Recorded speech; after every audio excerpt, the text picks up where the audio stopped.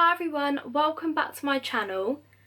You may have noticed today isn't my usual day to upload as I usually do on Sundays, but I put a Instagram poll on my story probably about a week ago now, asking whether I should start a new series on my YouTube channel on true crime and sort of like unsolved and solved mysteries, as I'm really interested in things like that and wondered if people would like me to share it with them. And the people that did vote all said yes, so here I am. So I will still be uploading my usual sort of content on Sundays, but thought I could try and upload an extra video a week, and that will be on Thursdays, and they will all be sort of like true crime based.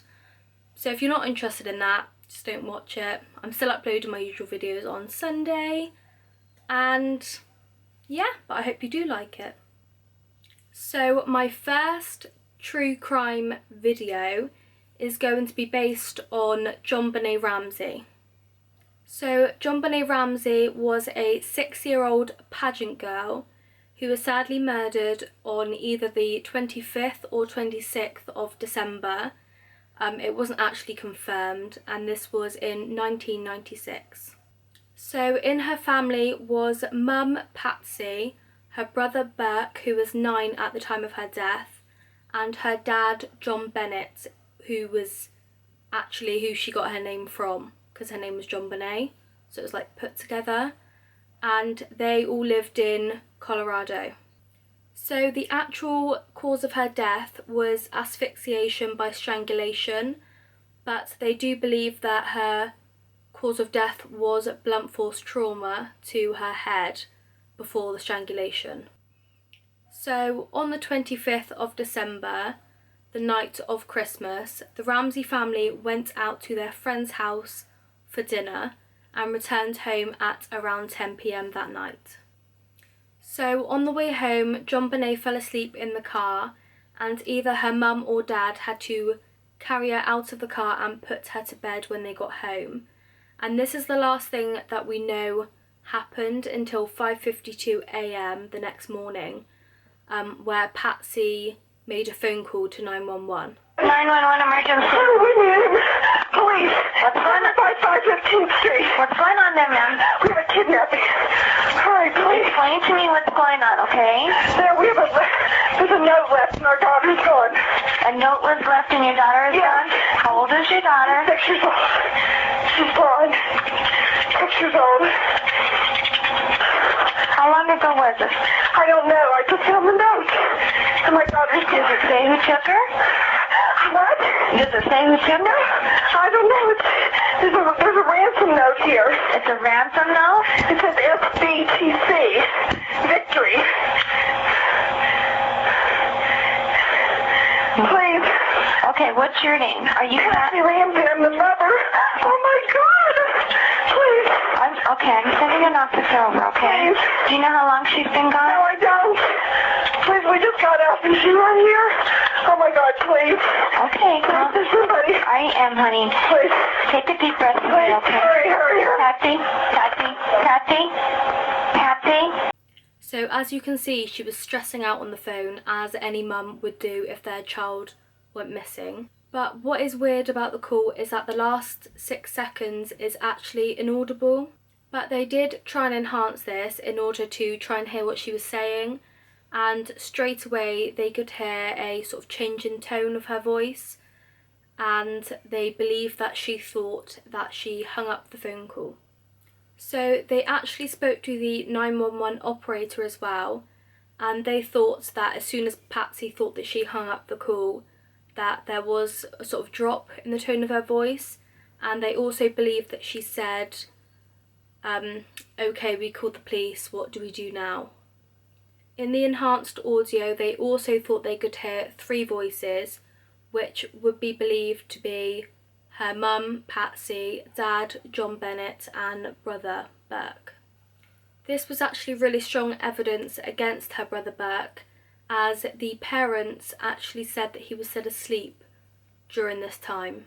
So on the call, Patsy said that there was a ransom note that was left in the house, which was why she believed that JonBenet had been kidnapped. At 5:59 a.m, 3 minutes after Patsy had got off the phone with the police, they had already arrived at the house. The Ramsey family had also invited over their friends and family, which is very odd because it's a crime scene, and now a lot of the evidence had been contaminated. So when the police had arrived, they looked over the ransom note, which was left in the house on the stairs and was 2.5 pages long. So the note was really strange and a lot of it didn't make sense. Some people believe that it was Patsy who wrote the note. On a documentary filmed about JonBenet Ramsey, on there they got 4 people to rewrite the ransom note, and it took each of them no less than 20 minutes to write it, which is quite long considering the kidnapper wouldn't have wanted to stay in the house for longer than they'd sort of have to. Another weird thing about the note is that they actually wrote a practice sort of run of the note before the real one, and they did this in Patsy's notebook and used her pen, and then once they finished with this they put it back where they found it. So this ransom note asks the Ramsey family for $118,000, and the strange thing about this exact amount is that it was the amount that JonBenet got in his bonus that year. So this gives the impression that the person who wrote this note knows the family very well to know how much JonBenet got in his bonus from work that year, otherwise why else would they ask for that amount of money? Also on the ransom note, it said for the Ramsey family not to call the police, which they obviously ignored. So the ransom note starts by introducing themselves as a small group that represents a foreign faction, which is an odd thing to start a ransom note by saying. So it seems as if they're sort of degrading themselves by saying they're small, when usually sort of kidnapper would want to sound more dominant and as if they're in power. So they actually spelt some small words wrong and some more sort of intellectual words correct, which specialists believe that they did on purpose. They believe that they did this to make it seem as if their first language wasn't English and that they did in fact represent a foreign faction. Throughout the letter, the handwriting does also change to try and sort of disguise it. A specialist does also believe that this letter was written by a woman, as a lot of maternalistic language was used, which is why some people believe that it was wrote by Patsy. John and Patsy both also had to do some handwriting samples to give in to the police. John was ruled out, but Patsy's was still undetermined. So while the police were there, they actually suggested for John and his friend to search some of the house. So John decided to look in the basement, and when he did in fact find JonBenet's body. So when her body was found, there was a garrote tied around her neck, duct tape over her mouth, and her hands were tied up behind her head. John picked up her body in a blanket and placed it on the living room floor, which completely messed up any evidence that was there. So when they examined her body, there was so much DNA sort of evidence that it was really overwhelming. They found traces of 2 males and 1 female under her fingernails, but this was too small to determine if it was blood, tissue or skin. They also found some DNA from a male in her leggings and underwear. On her top, they also found some fibres that were from Patsy's jumper, but none of the DNA that were found was identified as any from her family. It was also believed that JonBenet was sexually abused during her life and on the night of her murder, but this hadn't actually been confirmed. Also, straight after JonBenet's body was found, the Ramsey family stopped cooperating with the police and refused to do any interviews with them. However, they did do a TV interview, which they didn't actually tell the police or their lawyer about, who they did actually hire 2 hours after JonBenet's body was found.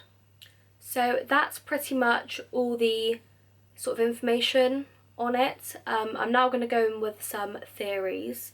So there is one man who isn't in the family who some people believe that could have committed this, and his name was Michael Helgoff. So they thought he was guilty, and they also had a videotape of him admitting this to one of his co-workers, but he did commit suicide 2 months after JonBenet's body was found. There was another man who they believe that could have done this, and his name was John McCarr, and he also admitted to killing JonBenet. But this was actually proved impossible, as they had photographic evidence that he was in Georgia at the time of her murder, so yeah, it didn't make sense. Another theory is that an intruder from outside of the Ramsey family and friend group committed this. They were made to think this because JonBenet was a pageant girl who wore lots of makeup, did her hair nice, and also dressed provocatively, despite being the age of 6. So they thought that someone may have seen her, liked her, and started to stalk her, and eventually sort of broke in and killed her, or others think that it could have just been someone random. But there is some evidence that proves this to be wrong, as in the basement there is a smashed window which was already smashed before any of this happened. JonBenet didn't get around to fixing it yet, as he believed that they lived in a safe neighbourhood, but there's evidence that no one sort of broke in through there, as there was an old cobweb that stretched across the window which hadn't been disturbed, and also there was no other sort of forced entry at any other point in the house. Another theory is that her brother Burke did this. So another massive piece of evidence for this case against Burke is that in their kitchen there was a bowl of pineapple left there with some iced tea. This bowl had Burke's and Patsy's DNA left on it, but didn't have JonBenet's. And JonBenet actually had undigested pineapple in her system when they did the autopsy. So the theory is that JonBenet went to take some of Burke's pineapple just by putting her finger straight in the bowl and taking some out without sort of touching around the bowl. And Burke got really angry about this and hit her on the head with a torch, as the police believe that the blunt force trauma on her head was caused by a torch that they have found, but no one in the family claimed that it was theirs. A year before her death, Burke, her brother, actually hit her on the head with a golf club he had when he got angry, which left a scar along her head. So people believe that he could have done this again with the torch, as they believe that the blunt force trauma to the head was the main cause of her death and that the strangulation was actually staged. So people believe that the parents staged a sort of murder scene to make it look as if someone had broken in by tying the garrote around the neck, applying the duct tape to the mouth, as they wouldn't want to lose both children. Another weird thing is that JonBenet actually had 2 dots on the back of her neck, which some people believe could have been caused by a taser. Once this was inspected, it was believed that the taser wouldn't have caused these 2 marks and would have only caused irritation to the skin. The 2 dots do line up exactly with Burke's train set that he had, which some people believe that he tried to poke her with to try and wake her up after hitting her across the head. Another theory is that when she got hit across the head, she wasn't actually dead, and her parents thought that she was and strangled her to make this look as if it was the cause of death, and did actually kill her. So that is everything for this case. I hope you enjoyed. Let me know any theories that you have down below and any other cases you'd like me to cover. I hope you enjoyed this new series that I'm going to try out. Like I said, I'm going to upload on Thursdays, hopefully most Thursdays, but while we're in sort of lockdown I have more time to do this, and yeah, I'm really enjoying it. So yeah, I hope you enjoy it as well. See you in the next one.